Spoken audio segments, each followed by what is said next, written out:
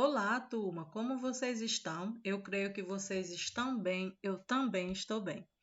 Hoje nós vamos estudar sobre humanismo e renascimento. Nós vamos utilizar o nosso módulo 2, tá certo? Por favor, se coloque num lugar silencioso, confortável, com o seu material à mão, para que você possa fundamentar a aula, fazendo a leitura, sublinhando, circulando, escrevendo, se necessário for, ok? Então vamos começar. Primeiramente, vamos observar a nossa capa de abertura do capítulo. As ideias do humanismo e os avanços do Renascimento são fatores essenciais que marcaram um período de grandes transformações culturais, científica e econômica na Europa entre os séculos XIV e o século 16. Então, vamos iniciar a nossa leitura. Humanismo. Então, vamos para a conceituação. E qual é o contexto histórico em que surge esse movimento, tá certo? Como vimos no capítulo 1, o período moderno na Europa teve início no século XVI, caracterizando um momento de mudanças no pensamento e no modo como as pessoas compreendiam o mundo.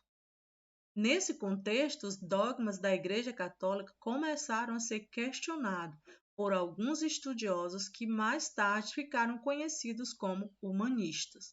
Ou seja, o contexto histórico é um momento de mudança na forma, na mentalidade das pessoas, onde o foco, muitas vezes, e as explicações para tudo o que acontecia vinha a partir da religião. E aí houve mudança. As pessoas passam a pensar, a dar explicação com um foco mais no humano, mais no viés da razão, pautado pelo viés da razão. E essas transformações na forma como as pessoas viam o mundo, na forma como elas resolviam suas questões, passou a ter um outro viés, um viés mais voltado para a razão. Ou seja, esse momento de transformação, esse momento onde os dogmas da Igreja Católica começam a ser questionados, ele recebe o nome de movimento humanista, onde com certeza o homem toma vamos dizer assim, o centro, não é? As explicações não são mais ligadas à religião, e sim são ligadas ao viés da razão dada pelo homem. Estudos humanistas.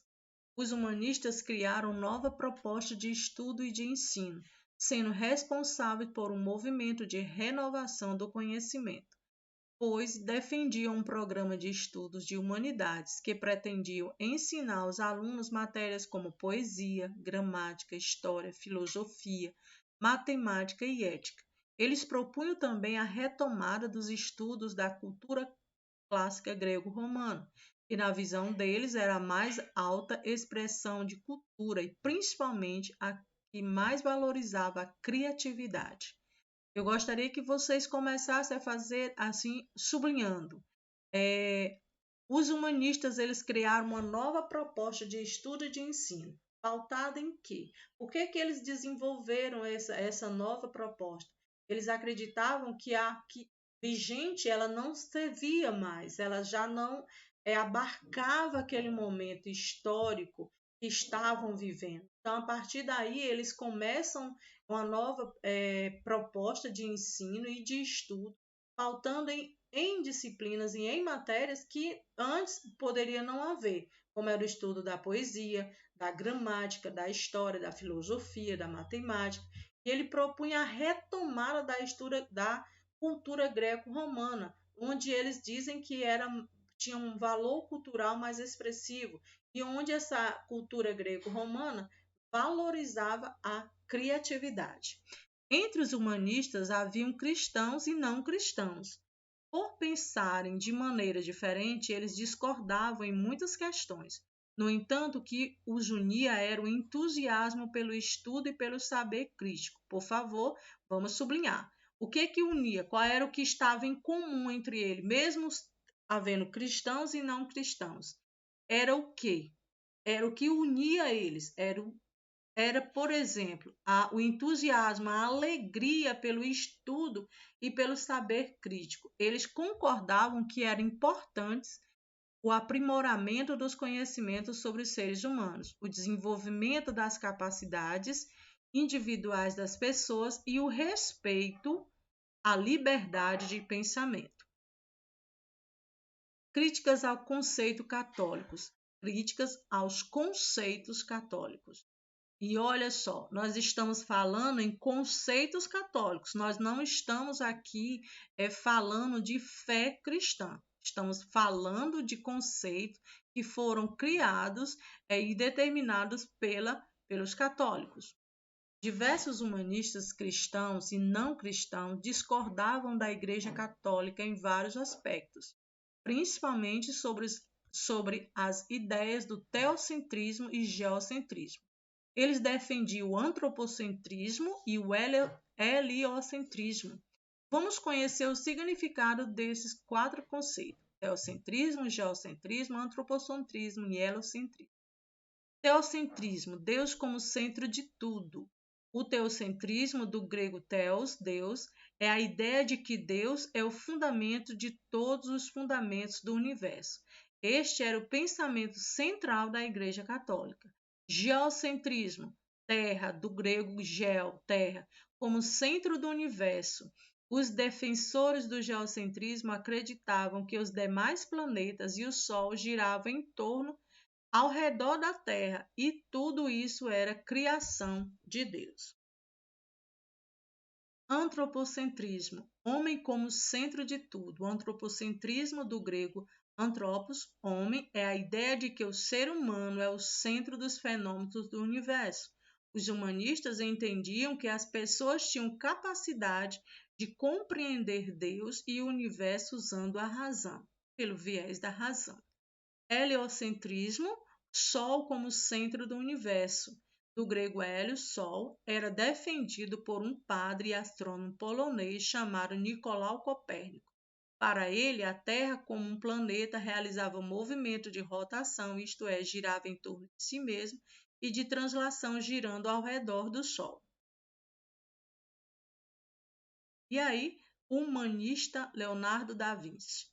Um dos principais humanistas foi o italiano Leonardo da Vinci, 1452-1519. Ele se interessava por muitas áreas do conhecimento, como engenharia, cartografia, anatomia, botânica e arquitetura. Além disso, destacou-se no campo das artes, como na pintura e na escultura. O pintor Leonardo da Vinci foi um dos grandes pintores.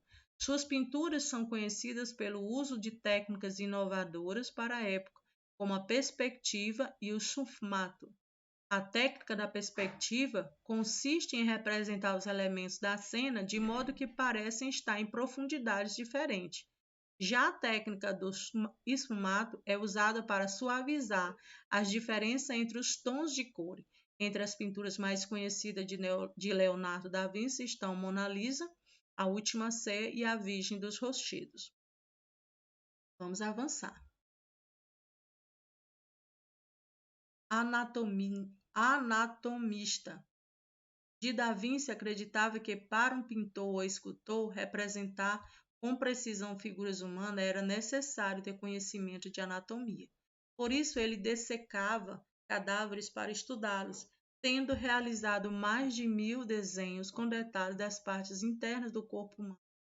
Esses estudos de Leonardo colaboraram não apenas para aprimoramento artístico, mas em grande parte também para o desenvolvimento da medicina. Leonardo foi, por exemplo, o primeiro a dessecar e a descrever em entupimento de uma artéria pelo acúmulo de gordura. Vamos avançar. Nós temos uma atividade que nos é proposta, tá certo? Em nosso roteiro, e que com certeza iremos realizar com muita alegria. Renascimento. No período final da Idade Média, ocorreram diversas transformações sociais, políticas e econômicas e culturais na Europa. Elas foram tão profundas que mudaram a maneira de pensar das pessoas. Ou seja, nós vemos aí um momento onde há uma quebra de mentalidade das pessoas. Elas tinham conceitos elaborados pela Igreja Católica e naquele momento, dentro daquele contexto, elas já não aceitavam mais aqueles conceitos como único, como finais. E aí foi agregado àqueles conceitos outros conceitos. E esses conceitos começaram a convergir, a conviver entre eles, não é? Entre teocentrismo, geocentrismo, esses conceitos eles foram sendo redimensionados naquela época, dentro de um contexto onde pessoas se sobressaem na área das artes, nas áreas da economia, na área da matemática. E aí você percebe a proposta humanista de novos estudos, de novos ensino, de uma forma de ensino diferente daquela até então realizada. Agora nós vamos estudar um pouco, ou fazer uma pequena leitura introdutória sobre o Renascimento. No período final da Idade Média, ocorreram diversas transformações sociais, políticas, econômicas e culturais na Europa. Elas foram tão profundas que mudaram a maneira de pensar das pessoas. Os antigos valores medievais passaram a ser questionados por cientistas, artistas, governantes e religiosos, pois pensavam que a capacidade humana estava acima do que era determinado pela Igreja Católica. E aí, mais uma vez, nós vamos ver movimentos que discordam dos conceitos vigentes e impostos pela Igreja Católica da época. E aí eles vão, mais uma vez, dar ênfase a esses novos conceitos que vão surgindo dentro da sociedade e eles vão redimensionando esses conceitos para que eles possam abarcar aquela época e aquela sociedade. Ok, meus amores? Como diz no texto, os antigos valores medieval passaram a ser questionados, que eram justamente aqueles conceitos que nós vimos anteriormente. Aqueles conceitos já não explicavam tudo o que acontecia naquela época, então foram sendo criados novos conceitos. Os europeus daquele período acreditavam viver em uma época de renovação. Ou seja, houve uma mudança de pensamento, uma mudança de mentalidade, e eles acreditavam que estavam vivendo um novo momento, que era um momento de transformações, de renovação. E aí nasce um outro movimento, um renascimento intelectual, pois para eles a Idade Média representou um momento obscuro da história da humanidade. Para essa renovação, tinham como inspiração a antiguidade clássica greco-romana. Mais uma vez, a gente vai retomando o tempo todo voltando ao estudo humanista, que aí nasce toda aquela percepção, toda aquela conceituação diferente que explica a sociedade daquele momento, valorizando mais uma vez a cultura greco-romana. E dentro dessa valorização, eles vão valorizar a criatividade que esse estudo propunha, ok? E a liberdade de pensamento. Além de estudarem os livros grego-romanos, os renascentistas procuraram recuperar os elementos artísticos e estéticos da cultura clássica, principalmente o modo de representação realista da figura humana. Muitos aspectos da mitologia clássica também foram retomados, criando uma mistura entre elementos pagãos e católicos. Uma das principais obras renascentistas com tema exclusivamente pagão é O Nascimento de Vênus, um quadro de Sandro Botticelli. Nessa pintura foram representados diversos elementos cuja influência remete à cultura clássica grego-romana. Meus queridos, essa foi a nossa aula de História. Na nossa próxima aula, vamos dar continuidade ao estudo sobre Renascimento e vamos entender ainda melhor como esses dois movimentos eles foram se estabelecendo na sociedade europeia daquela época.